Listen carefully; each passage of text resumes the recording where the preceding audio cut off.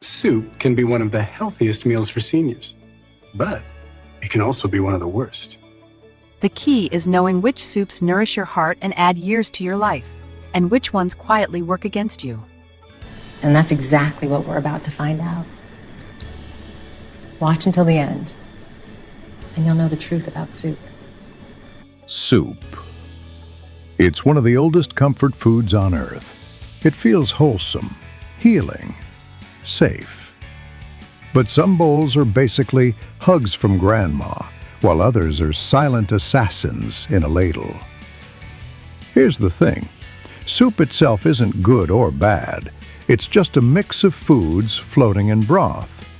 Depending on what's in that mix, it can be one of the healthiest things you eat or one of the sneakiest traps in your pantry that's been lying to your arteries this whole time. So let's take a look at both sides. The soups that steal your health like a bad ex, and the ones that help you live longer, move better, and feel like you're 29 again. We'll start with the ones your body wishes you'd ghost. The first problem child is canned tomato soup. Not the kind you make with real tomatoes, but the condensed version that's been marinating on a shelf since the Clinton administration. It tastes like nostalgia, but it's packed with added sugar and sodium. 1 cup can have 2 or 3 teaspoons of sugar. That's dessert wearing a vegetable costume. Quick flavor rush, then a blood sugar crash. Basically, liquid regret. And here's the kicker. A 2019 study in the Journal of the Academy of Nutrition and Dietetics found that canned tomato soups can have up to double the sodium of homemade ones, and almost no vitamin C left after processing. The heat that makes them shelf-stable also kills their antioxidants. Then there's loaded potato soup. Delicious, yes, but a stealth calorie bomb that moonlights as a heart attack. Sour cream, bacon, butter, cheese, sometimes 600 calories in a single cup, and that's before you dunk the entire bread basket. It's comfort food that clogs your system and leaves 0 nutritional survivors.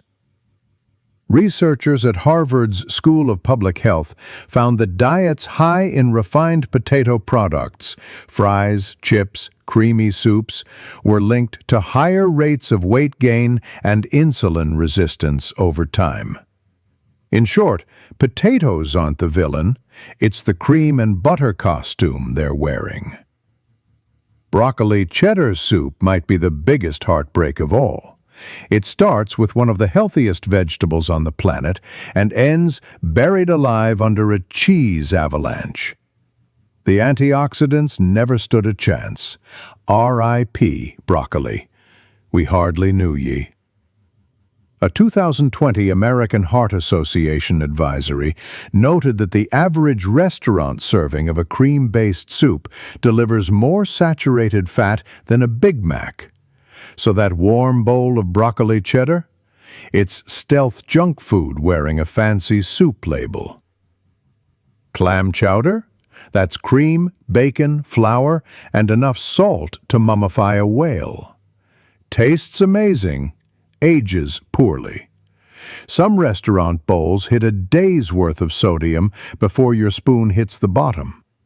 Studies from Tufts University have shown that heavy cream-based soups like chowder can spike post-meal triglycerides by over 50%, especially in older adults.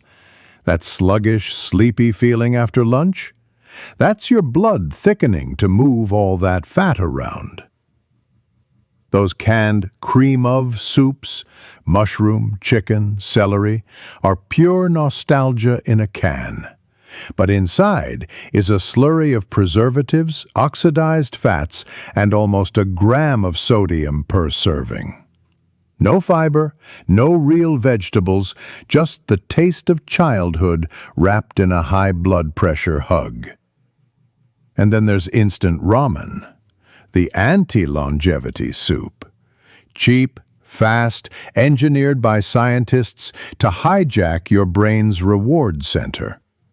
Refined noodles, trans fats, and nearly an entire day's sodium in one crinkly packet. It fills your stomach, but leaves your body starving for actual food. A quick fix that slowly turns you into a salty noodle zombie.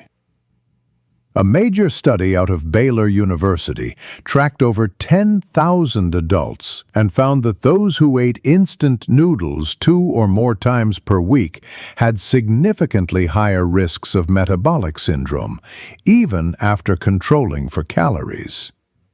The reason wasn't the noodles, it was the sodium and chemical preservatives in the seasoning packet.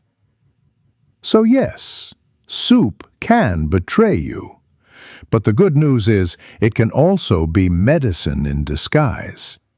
Many of the world's longest-living cultures have a healing soup tradition built right into daily life. Japan's miso, the Mediterranean's minestrone, South America's bone broths. All right, now that we've dodged the soup apocalypse, let's talk about the bowls that actually heal. We'll start with one that surprises people. Miso soup. Yes, it tastes salty, but that flavor comes from fermentation magic, not pure salt. During fermentation, soybeans release amino acids and probiotics that repair your gut like tiny construction workers. Use half the paste most recipes call for, and you'll still get all the umami depth with half the sodium. It's one of the few salty foods that heals instead of harms. Sip it and feel your microbiome throw a party. A 2021 study in Nutrients found that people who regularly ate fermented soy products like miso had lower blood pressure and reduced all-cause mortality, even though their sodium intake was technically higher. Fermentation changes how your body handles salt. It becomes less damaging. Next up, tomato basil, but the real kind, made from fresh tomatoes simmered with olive oil. It's loaded with lycopene, an antioxidant that protects your heart like sunscreen for your arteries. Cooking tomatoes actually boosts absorption, especially when you add healthy fat. When it's homemade, tomato soup goes from blood sugar trap to anti-aging potion in a bowl. One slurp and your skin says thank you. Multiple studies, including one from Harvard School of Public Health, show that diets rich in lycopene reduce the risk of heart disease and prostate cancer. Lycopene is one of those antioxidants that actually becomes more potent when heated, so simmered tomatoes beat raw ones every time. Lentil soup is another quiet hero. Packed with fiber, magnesium, and plant protein, it keeps your blood sugar chill and your digestion smoother than a spa day. Lentils are one of the cheapest, most nutrient-dense foods on earth. Add turmeric or cumin, and you've got a simple, affordable longevity meal that costs less than a latte. A 2020 British Journal of Nutrition study found that people who ate legumes 4 times a week had a 22% lower risk of heart disease compared to those who rarely ate them. Lentils keep your arteries flexible and your blood sugar balanced, which is longevity in action. Then there's minestrone, the Mediterranean diet in liquid form. Beans, olive oil, vegetables, herbs. Light on calories, heavy on fiber and antioxidants. Every spoonful lowers inflammation while tasting like Nonna's kitchen on a Sunday.